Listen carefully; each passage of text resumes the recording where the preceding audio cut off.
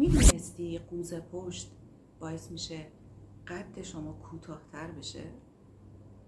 اگه شما هم جز افرادی هستی که مدام گوشی دستشونه و یا به خاطر کارشون مجبورن مدام سرشون به سمت جلو حرکت بکنه، شما به زودی دچار کایفوز و یا قوز پشت خواهید شد.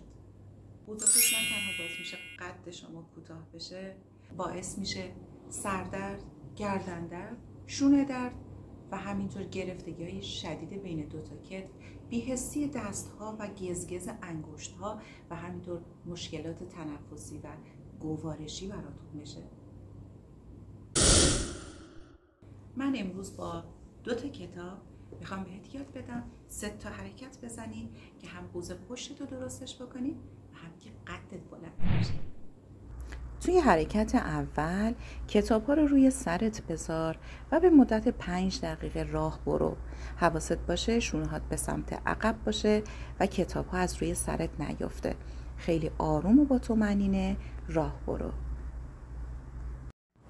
حرکت دوم. توی این حرکت شونه‌ها و کمرت رو به دیوار تکیه میدی و دستات رو مثل تصویر به سمت بالا و پایین حرکت میدی. این حرکت رو 3 بار تکرار کن، هر بار 15 ثانیه. حرکت سوم. همونجا که کنار دیوار ایستادی دستات رو مثل تصویر باز و بسته کن. یادت باشه کتف‌ها و کمرت رو ثابت به دیوار نگه داری. این رو هم 3 بار تکرار کن، هر بار 15 ثانیه. این حرکت ها رو 2 هفته هر روز انجام بدین. حتی اگر نمیرسین که هر 3 تا حرکت رو انجام بدین، 2 حرکت رو حتما انجام بدین.